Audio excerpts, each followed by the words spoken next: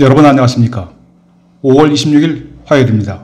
제이슨의 세상을 본다. 오늘은 현충원 파묘, 죽은 이의 안식을 방해하는 자에게 저주가 내리리라 라는 제목으로 말씀드리겠습니다. Rest in peace, 삼가 고인의 명복을 빈다는 의미를 담고 있는 영어 표현입니다. 사한자들이 먼저 떠난 이들에게 편안한 휴식을 취하라며 보내는 축원입니다. 사한자와 죽은 자의 경계는 그리 대단하지 않습니다.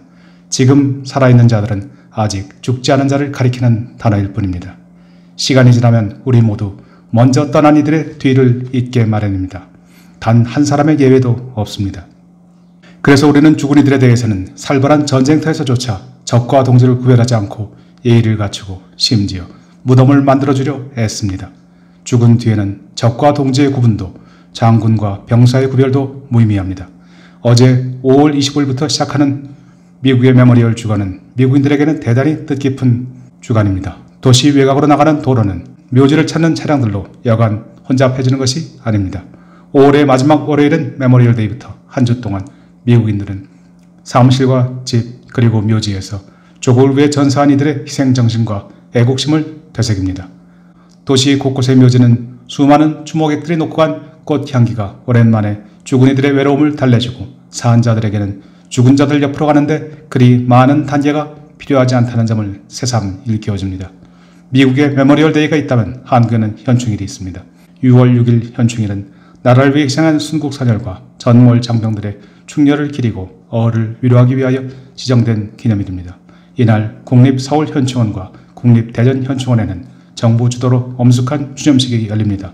요즘 들어서는 도대체 뭘 기념하는 것인지 개념조차 점차 흐릿해지고 있지만 그래도 대다수 국민들 가슴속에서 현충일 행사는 뜻깊은 날, 뜻깊은 곳에서 열리는 행사가 아닐 수 없습니다. 그런데 2020년 5월 한국에서는 현충원에 잠들어 있는 호국 영령들을 벌떡 일어나게 하는 기가 막힌 일이 서슴지 않고 일어납니다. 정치권 일각에서 소위 친일파를 현충원에서 파묘하자는 주장이 튀어나옵니다. 이승만 대통령과 박정희 대통령을 비롯해서 소위 친일파로 규정한 순국선열들의 묘를 모두 현충원에서 파내 이장하겠다는 천인공노할 해괴한 주장입니다. 어느 시대 어느 문명권에서도 죽은 이들의 휴식을 방해하는 일은 금기 중에 금기입니다. 무덤을 파내는 것은 도저히 용서할 수 없는 대역죄를 범한 이들에 한해서만 아주 예외적으로 취해지는 극단적인 조치에 속합니다. 가령 영국에서 왕정을 폐지하고 최초로 공화정을 수립한 올리버 크로멜의 경우가 파묘에 이어 부관 참시를 당한 대표적 사례입니다. 호국경 로드 프로텍터로 불리는 올리버 크로멜은 1649년 국왕 찰스 1세를 처형하고 영국 역사상 전무후무한 공화국을 수립했습니다. 청교도 인근은 도박, 극장, 크리스마스를 금지했을 정도로 혹독한 독재 정치로 영국인의 평온한 일상을 뒤흔들었습니다. 그러나 정작 그의 장례식은 국왕의 장례식보다 훨씬 더 호화로웠고 호국경 타이틀마저 그의 아들 리처드 크로멜에게 그대로 넘어갔습니다. 자신이 처형한 국왕과 조금도 다름없이 세습 독재자로 군림한 것입니다. 1658년 웨스트민스터 사원에 묻힌 크로멜이 그곳에서 보낸 영광의 시간은 그러나 겨우 2년에 불과했습니다. 1660년 왕정을 회복한 찰스 2세는 곧바로 크로멜의 시신을 웨스트민스터 사원에서 파묘해서 부관 참시하라는 명령을 내렸습니다. 12년 전 아버지 찰스 1세를 처형한 데 대한 복수였습니다. 부관 참시만큼 무서운 형벌도 그리 많지 않습니다. 웨스트민스터 사원에서 꺼내온 크로멜의 시신은 나무 썰매에 얹혀진 채 시내 곳곳을 돌아다니다가 교수대에 매달린 채 내장이 끄집어내졌습니다. 그리고 네 방향으로 달리는 말에 의해 사지가 네 부분으로 찢겨나갔습니다. 다행히 죽은 시신이니 망정이지 살아서 이 형벌을 그대로 당해야 하는 죄인들의 고통은 상상을 초월합니다. 사형 집행인들은 갈기갈기 찢긴 크로멜의 시신에 다시 8번이나 도끼를 내리쳐서 머리를 잘라냈습니다. 그리고 몸뚱이는 런던 외곽 공동묘지에 내던져버리고 머리는 6m짜리 기다란 장대에 꽂아 모든 사람들이 볼 수 있도록 웨스트민스터 사원 지붕에 높이 내걸었습니다. 장대에 꽂힌 크로멜의 해골은 1660년부터 1685년까지 무려 25년 동안이나 웨스트민스터 사원에서 비바람을 맞으며 오고 가는 사람들의 조롱거리가 되었다가 어느 날 강한 바람에 굴러 떨어졌습니다. 때마침 그곳을 지나던 경비병은 해골을 들고 집으로 가져가서 꽁꽁 숨겨두었습니다. 크로멜의 해골은 이후 여러 명의 개인 수집가, 박물관의 손을 거치면서 신기한 구경거리 취급을 받았으나 마지막 소장자인 윌킨슨 가문에 의해 마침내 끝을 맺었습니다. 호레이스 윌킨스는 크로멜의 해고를 계속 소장하는 것이 가문에 불길하다는 생각을 내내 떨칠 수 없었던 것입니다. 결국 1960년 3월 크로멜의 머리는 크로멜의 모교인 시드니 서섹스 칼리지 마당에 조용히 묻혔습니다. 그러나 정확한 묘의 위치는 지금도 철저히 비밀에 붙여지고 있습니다. 영국인마다 역사적 평가와 그 공과가 엇갈리는 인물 크로멜. 그의 머리와 몸통은 여전히 분리되었지만 그래도 그의 머리는 300년 만에 흙으로 돌아가 안식을 취하게 되었습니다. 크로멜은 1660년 웨스트민스터 사원에 묻힌 자신의 시신이 몸과 머리가 분리된 채 1960년까지 무려 300년 동안이나 구천을 헤매리라고는 결코 생각하지 않았을 것입니다. 1960년은 미국에서 케네디가 대통령에 당선되고 미국이 베트남전에 공식 참전하고 최초의 기상위성 타이로스 1이 발사된 해입니다. 엄청난 세월이 흘렀습니다. 찰스 2세가 크로멜의 시신을 파묘한 경우는 부왕에 대한 복수라는 점에서 예외적이고 당시 시대 상황을 고려하면 충분히 이해가 가는 측면이 있습니다. 그러나 지금 한국 정치권의 파묘 주장을 있는 그대로 들이대면 중국을 최초 통일한 진시황이나 로마의 시저나 몽골의 징기스칸의 시신 역시 파묘를 당할 수밖에 없는 악질 독재자 그룹에 속합니다.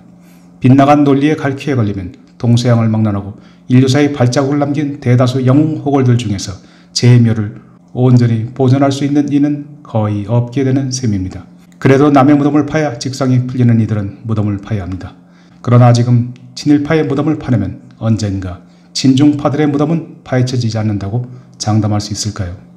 친일파의 굴레를 씌워 현충원 파묘를 단행한다면 독자자 시진핑의 중국 공산당에 굴복해서 부역을 마다하지 않고 있는 수많은 친중파들의 무덤 역시 언젠가는 파묘의 운명을 당할 수밖에 없습니다. 왜일까요?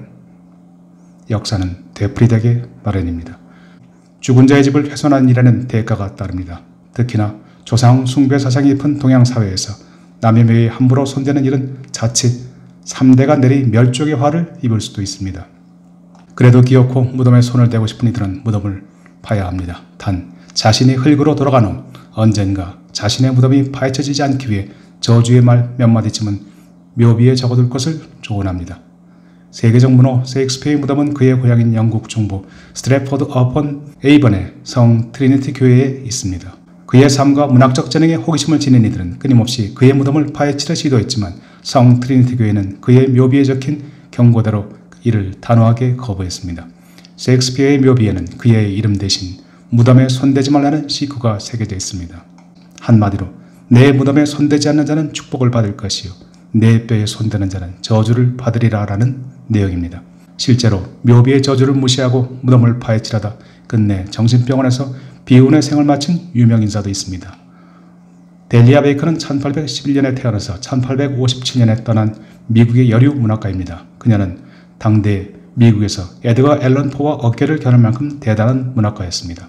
그녀는 셰익스피어의 희곡이 셰익스피어가 아닌 영국 철학가 프란시스 베이컨이 쓴 것이라는 확신을 갖고 있었습니다. 그녀의 주장에 대해 미국에서는 소설가 나다니엘 호든, 시인 랄프 에머슨까지 지지하고 나설 정도였습니다. 확신에 찬 델리아 베이컨은 셰익스피어의 무덤을 열어보면 철학자 프란시스 베이컨이 남긴 비밀의 열쇠가 있을 것이라고 믿고 영국으로 건너갔습니다. 성 트리니티 교회 측은 매일같이 등불을 들고 교회를 찾는 그녀가 안타까워 셰익스피어의 무덤으로 그녀를 안내했습니다. 그러나 바로 그 순간 그녀는 기절했고 얼마 지나지 않아 정신병원에서 생을 마감했습니다. 셰익스피어는 단호하고도 분명하게 경고합니다. 무덤에 손을 대는 자에게 저주가 내리리라는 것을. 셰익스피어의 무덤은 그 후 한 번 더 학자들에게 공개되었습니다. 물론 이번에도 무덤을 파헤치는 일은 끝내 허용되지 않았습니다. 성 트리니티 교회는 2016년 셰익스피어 서거 400주년을 맞아 역사상 처음으로 영국 스태포드셔 대학 고고학 교수인 케빈 콜스에게 레이저를 이용한 비파괴 스캔 검사를 허용했습니다. 케빈 콜스 교수는 검사 결과 유골의 머리 부분에 훼손 흔적이 발견되었다면서 어느 시기에 누군가 해골을 훔쳐가고 대신 다른 물건으로 채워놓았을 가능성을 제시했습니다. 그러나 교회 측은 그럴 가능성은 전혀 없다고 부인했습니다. 그리고 앞으로도 영원히 셰익스피어를 직접 발견하는 일은 결코 일어나지 않을 것이라고 발표했습니다. 생전의 숱한 비밀을 무덤까지 가져간 셰익스피어는 죽어서도 그의 비밀을 지키는데 그의 문학적 재능을 여지없이 발휘한 셈입니다. 네 줄의 짧은 묘비명이 그의 안식을 지키는 절대 방패가 되었습니다. 우리에게 수많은 작품을 통해 우리의 생활을 풍요롭게 해준 셰익스피어조차 사후 그의 평온을 해치려는 자들에게는 저주를 퍼붓고 용서하려 들지 않은 것입니다. 그렇습니다.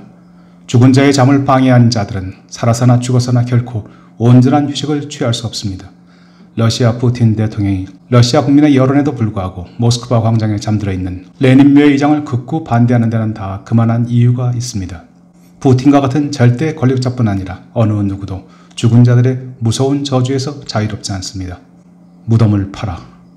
혹시라도 정치인과 시민단체들이 친일파 파묘에 앞서 역사적으로 분명한 평가가 내려진 중국의 마오쩌둥, 북한의 김일성, 김정일에 대한 파묘 캠페인을 벌린다면 과연 이들이 시민들로부터 모금한 돈을 제대로 쓸지는 모르겠지만 그래도 저는 성금과 기부금을 낼 용의가 충분히 있습니다.